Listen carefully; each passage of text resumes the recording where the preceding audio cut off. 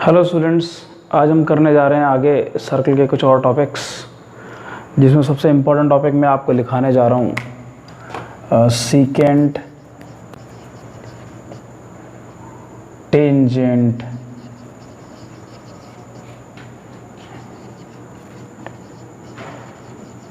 Power of a point,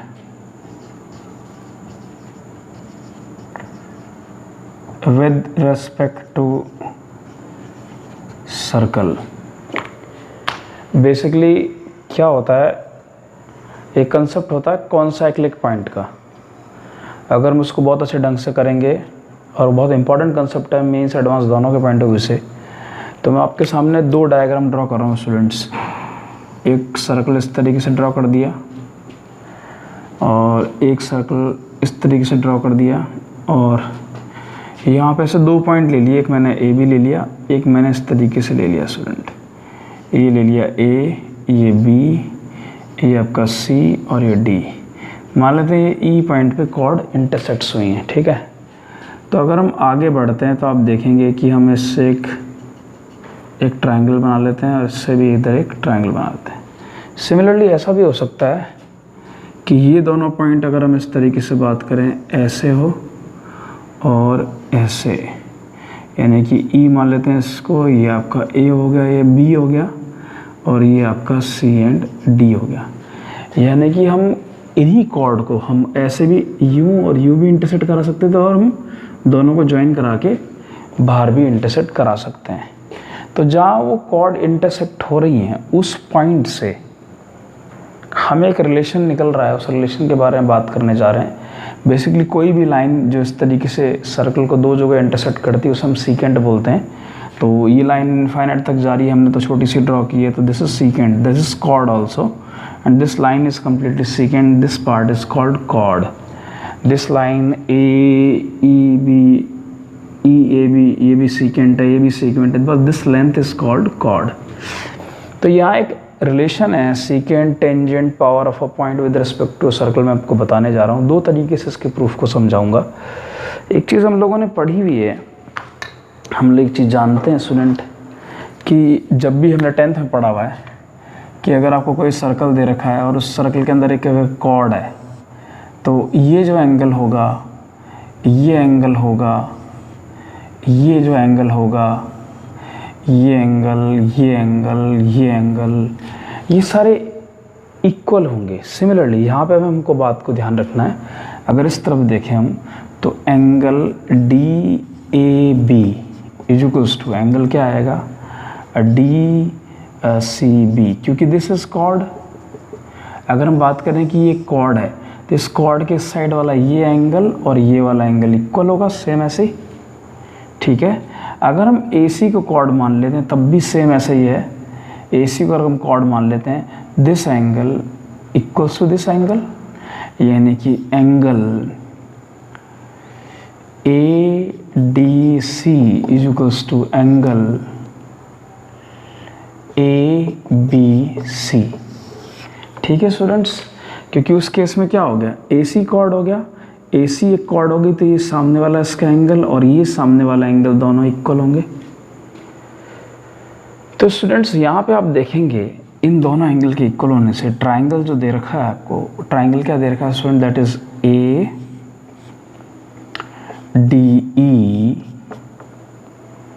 ADE is equals to कितना आएगा student, अगर एंगल ADE लेता हूँ मैं एंगल, तो दैट इज ट्रायंगल CBE। एक बार चेक कर लेते हैं, ADE is equals to angle CBE, ठीक है। DEA is equals to BEC, बिल्कुल ठीक है, वर्टिकल, ठीक है। ये दोनों ट्रायंगल क्या हो गए स्टूडेंट्स, बाय एंगल सिमिलरिटी से ये दोनों ट्रायंगल्स आपके सिमिलर हो गए। सिमिलर ट्रायंगल की प्रॉपर्टी क्या होती है स्टूडेंट्स, हम क्या करते हैं, उसके जो कॉरस्पॉन्डिंग पार्ट्स होते हैं, जैसे यहाँ पे कितना है आपका AD अपॉन कितना आएगा CB इज इक्वल्स टू कितना आएगा DE अपॉन कितना आएगा BE इज इक्वल्स टू क्या लिखेंगे हम ए ई अपॉन कितना आएगा सी ई। तो स्टूडेंट अगर हम इन दोनों को लेके चलते हैं और क्रॉस मल्टीप्लाई करते हैं तो हमें क्या मिलता है आप देखेंगे, that is A E into B E is equals to C E into D E. Student ये पार्ट इक्वल होगा और ये बहुत ही इम्पॉर्टेंट कंसेप्ट है। अगर हम यहाँ पे देखते हैं कि अब मैं इसको कैसे डिफाइन कर रहा हूँ, बेसिकली ये एक कॉर्ड ए बी है, एक सी डी है। अगर ये ई पॉइंट पे इंटरसेक्ट हो रही है तो A E into E B and E C into E D, इनका प्रोडक्ट इक्वल होगा स्टूडेंट। अगर मैं इस साइड की तरफ आता हूँ आपके सामने, सेम कंसेप्ट ये यूज़ कर सकते हो आप, और इससे भी वही प्रूफ होगा। लेकिन इसमें क्या कर रखा है, वो दोनों कॉर्ड के पॉइंट इंटरसेक्ट वहाँ कर रहे हैं। मतलब this result is also true for this part, this diagram means A E into E B E C into E D, ये भी इक्वल होगा। आप ऐसे ही ट्राइंगल बना के वहाँ पे स्टूडेंट सेम वर्क कर सकते हैं और आपको पता पड़ जाएगा कि जो मैंने बात बताई है आपको, वो इस केस के लिए भी ट्रू है। तो एक चीज़ और इसके अंदर आ रहा है, टेंजेंट, मैंने जैसे इसमें वर्ड लिखाया हुआ है, तो ये हम एक पार्ट और करेंगे। जैसे मान लेते हैं कि यहाँ से कि कॉर्ड सेकेंड गई और एक ये टेंजेंट। अगर हम बात कर लेते हैं कि ई सी डी है student, sorry E B C है स्टूडेंट, और ये क्या दे रखा है आपको, ए दे रखा है। तो इसको स्टूडेंट अगर हम ज्वाइन कराएंगे तो ये हमने कंसेप्ट 9th क्लास में पढ़ा हुआ है। अगर हम इस एंगल को थीटा मान लेते हैं तो आपको पता होना चाहिए कि this angle is also theta. अब इन दोनों ट्राइंगल से भी आप अगर इसी कंसेप्ट को लेके जाएंगे, इसी ट्राइंगल को सिमिलर करेंगे, तो यहाँ पे दो, एक तो कॉमन एंगल हो जाएगा ये वाला दो ट्राइंगल्स के अंदर।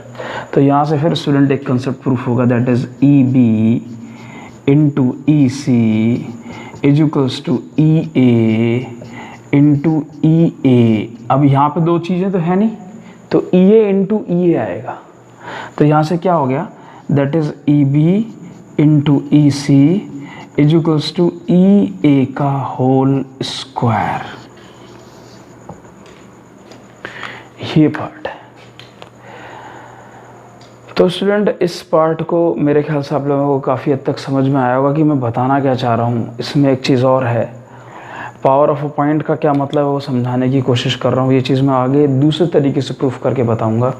और मैं एक चीज़ पहले भी प्रूफ करके बता चुका हूँ आपको कि अगर किसी पॉइंट ई से ए की डिस्टेंस आपकी क्या होती है, हम पिछले मतलब लेक्चर में हम ये चीज़ डिस्कस कर चुके हैं, this is called length of a tangent. अगर इस सर्कल की इक्वेशन ये दे रखी है आपको, that is x square plus y square plus 2gx plus 2fy plus c is equal to 0, ये सर्कल की इक्वेशन है। तो आपको पता है लेंथ ऑफ अ टेंजेंट, अगर ये पॉइंट x1, y1 दे रखा है तो that is E A is equal to student कितना होता है, रूट s1। रूट s1 का क्या मतलब होता है, वो पॉइंट इस सर्कल में पुट कर दीजिए, that x1 square plus y1 square plus 2gx1 plus 2fy1 plus C, यानी कि ये लेंथ ऑफ अ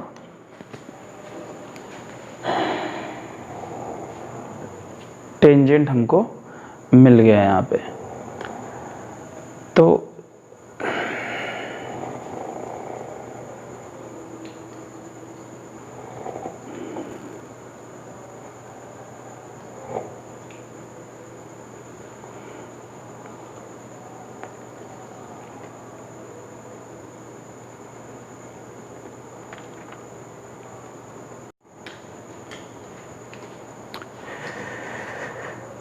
तो यहाँ से हमको,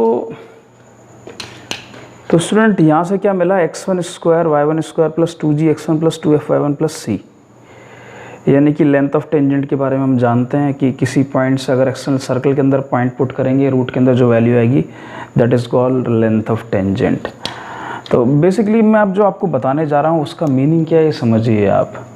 यहाँ से इसका मीनिंग है कि जब भी कोई इस तरीके से कोई और कॉर्ड, जैसा भी ई पॉइंट है, इसी पॉइंट से मैं एक चीज़ और ड्रॉ कर रहा हूँ, ऐसे ड्रॉ कर दिया है मैंने, ये आ गया पी एंड क्यू। तो स्टूडेंट पता है क्या होगा, ये जब किसी पॉइंट से हम किसी भी कॉर्ड को ड्रॉ करेंगे तो this is also equals to E P into E Q, ये इसके इक्वल होगा। अगर यहाँ से हम एक और कॉर्ड ड्रॉ करें और यहाँ से भी कुछ और लिख लें आर और टी, तो E T into E R, यानी कि ये हमेशा इस पॉइंट की पावर को डिनोट कर रहा है। आप कितनी भी कॉर्ड ड्रॉ करें वो हमेशा उनके जो लेंथ का प्रोडक्ट है, मतलब this into this is always constant. यहाँ पे भी इसी प्रकार से अगर ये हम कॉर्ड बात करें कि इसको हम इस साइड लेके आएँ और ये बाहर का इंटरसेक्ट करेंगे, तो E D into E A and E B into E C ये भी इक्वल आएगा। तो पावर ऑफ अ पॉइंट की बात करते हैं। यहाँ से कोई और भी कॉर्ड ड्रॉ कर दें, जैसे मैं ऐसे ड्रॉ कर देता हूँ। अगर मान लेते हैं ये P और ये Q आ गया, ध्यान रखना P E into P Q is equals to, मतलब that is D E into D E C या A E into E B, ये इक्वल होगा, ऑलवेज इक्वल होगा।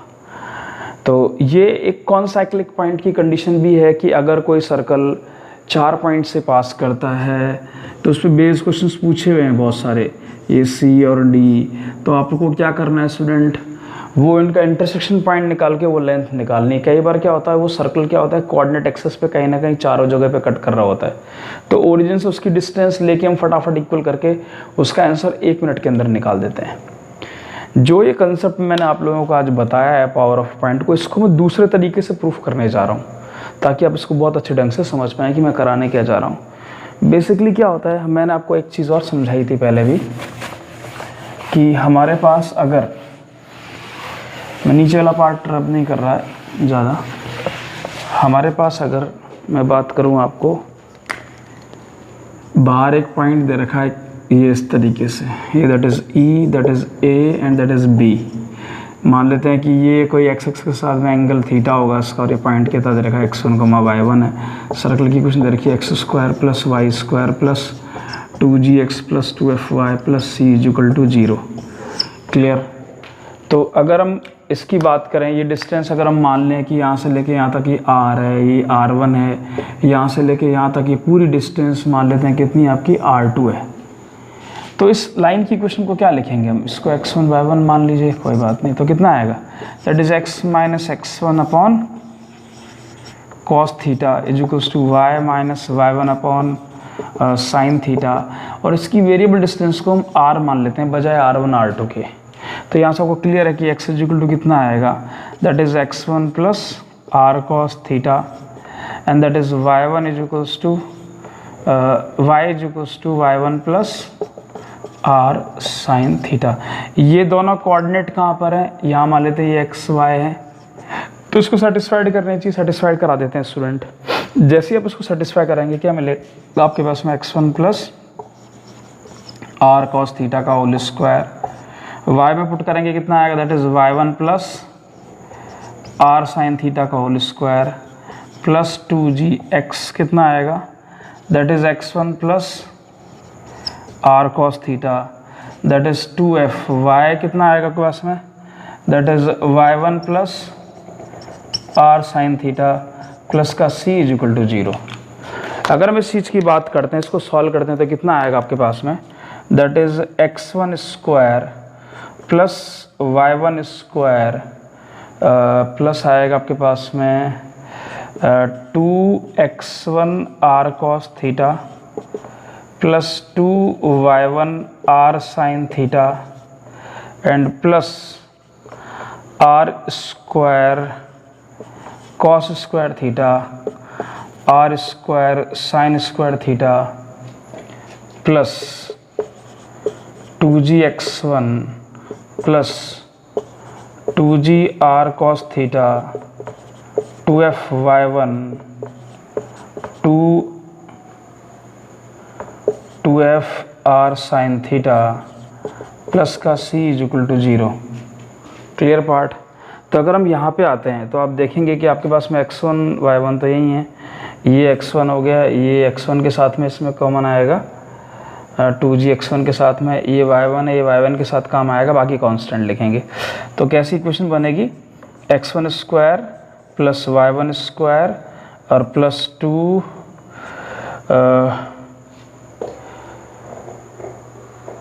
r में क्वाड्रेटिक बनानी पड़ेगी स्टूडेंट्स।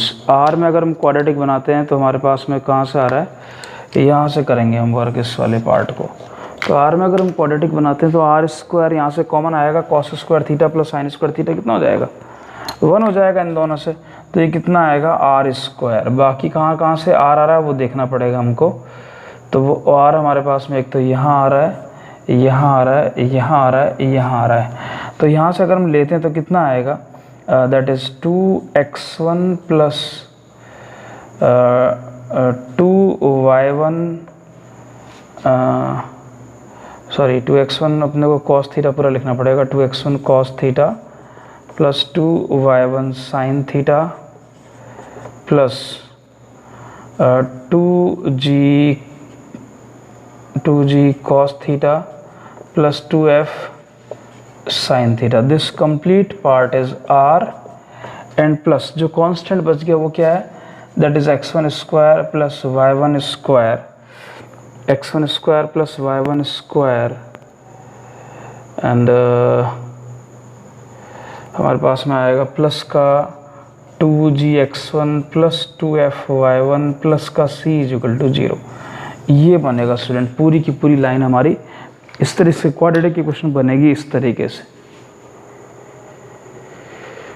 तो ये जो क्वाड्रेटिक इक्वेशन आई है स्टूडेंट, इसके बारे में अगर मैं आपसे बात करूं तो ये R1 में क्वाड्रेटिक है, और अगर ये R1 में क्वाड्रेटिक है स्टूडेंट तो आपको क्लियर है कि R1 R2 इसके दो रूट्स हैं। तो दो रूट्स हैं, हम जानते हैं अगर किसी क्वाड्रेटिक इक्वेशन के दो रूट्स हैं तो उनका सम ऑफ द रूट्स क्या होता है, माइनस का b अपॉन ए, और प्रोडक्ट ऑफ द रूट कितना होता है, c upon A. It means अगर मैं बात करूं R1 इंटू R2, अगर इसके दो रूट्स है तो इसका product of the root c कितना है, this complete part is c, ये सारा का सारा पार्ट c है। तो दिस इज इक्वल टू कितना आएगा, that is x1 square plus y1 square plus 2gx1 plus 2fy1 plus का c, that is called R1 into R2। तो दिस इज इक्वल टू कितना आ गया, यहाँ से लेके यहाँ तक की डिस्टेंस हो गई, ये आपको पता है कितना आएगा, दैट इज s1। तो ये R1 R2 क्या है स्टूडेंट, वो भी आपको पता है, दैट इज मैंने पहले ही बता दिया था, EA इंटू कितना आएगा EB। अब देखिए आप, ये हमारा वेरिएबल क्या है, वेरिएबल हमारा थीटा है स्टूडेंट। इसके अंदर एक्सप्रेशन में कहीं भी थीटा नहीं आ रहा है।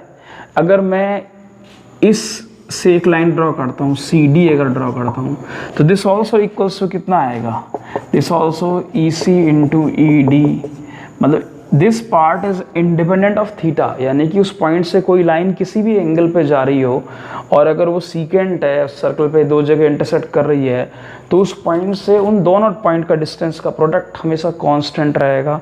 इसलिए इस पॉइंट को हम पावर ऑफ अ पॉइंट भी बोलते हैं। और अगर ये इसको टच करके जा रहा है स्टूडेंट, तो इसका मतलब ये क्या होगा, अगर ये पॉइंट आपका P है तो that is EP into EP, that is EP का स्क्वायर, जो कि मैंने आपको इससे पहले एक जो डायग्राम था उसमें भी समझाया। तो यानी कि हमने इस पार्ट को दो तरीके से प्रूफ किया है।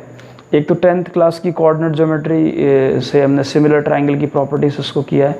दूसरा हमने 11th क्लास का जो 6th फॉर्म है लाइन का, distance form of a line, उसको यूज़ करके हम इस वाले पार्ट को कंप्लीट कर रहे हैं स्टूडेंट। तो इसके बाद में हम अगला कंसेप्ट पढ़ने जा रहे हैं, ये बहुत इंपॉर्टेंट कंसेप्ट है। इसके बाद में हम पढ़ने जा रहे हैं chord of contact. Chord of contact की अगर स्टूडेंट हम बात करते हैं,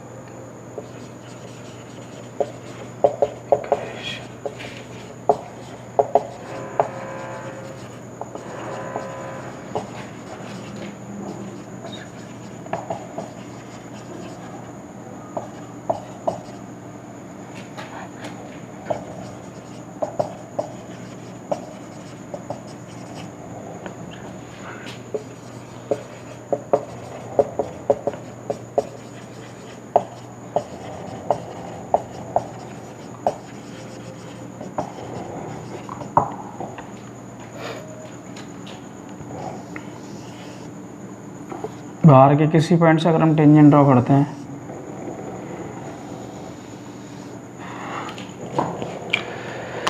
नेक्स्ट कंसेप्ट है student chord of contact. Chord of contact से क्या मतलब होता है, बाहर के किसी पॉइंट से अगर हमने दो टेंजेंट ड्रॉ किए हैं, दोनों टचिंग पॉइंट से जो लाइन पास कर रही है उस लाइन को स्टूडेंट हम बोलते हैं कॉर्ड ऑफ कांटेक्ट। मान लो कि पी पॉइंट दे रखा है, that is called x1, y1, ये आपको ए दे रखा है, ये आपको बी दे रखा है, और ये मान लेते हैं ये दे रखा है आपको x2, y2, और ये दे रखा है आपको x3, y3, और इस सर्कल की इक्वेशन मान लेते हैं x² + y² = r²। तो हमें ए बी लाइन की इक्वेशन निकालनी, that is called chord of contact. तो हम क्या करते हैं, वो पॉइंट जो ए है वो सर्कल के ऊपर ही है, दैट इज x2, y2। तो अगर कोई पॉइंट सर्कल के ऊपर है तो इक्वेशन ऑफ हम उस टेंजेंट की इक्वेशन को निकाल सकते हैं, that is equation of A P. तो टेंजेंट की इक्वेशन क्या होगी student, that is x2 + y2 = r²। Clear. And अगर इक्वेशन ऑफ बीपी की बात करेंगे, दैट इज कितना आएगा, x3 + y3 = r²। स्टूडेंट ये दोनों टेंजेंट की इक्वेशन आ गई। आपको पता है ये जो इक्वेशन है ये इस पॉइंट से पास कर रही है तो उसको सेटिस्फाई करेगी। सेटिस्फाइड करेगी क्या लिखेंगे हम, x1 x2 + y1 y2 = r²। Similarly ये वाला इक्वेशन जो बीपी है ये भी इससे पास कर रही है, तो that is x1 x3 + y1 y3 = r²। हम ये भी लिख सकते हैं, यानी कि हम दोनों पार्ट इस तरीके से लिख सकते हैं। अगर हम ये दोनों पार्ट इस तरीके से लिखते थे, इन दोनों को ऑब्जर्व करने पे स्टूडेंट मैं एक नई लाइन की इक्वेशन लिख रहा हूँ आपके सामने, एंड दैट इज़ आप देखेंगे कि उस लाइन की इक्वेशन क्या है, that is x1 + y1 = r²। ये लाइन की इक्वेशन है, तो क्लियर है आप लोगों को, क्योंकि यहाँ वेरिएबल क्या हो गया, x और y। ठीक है।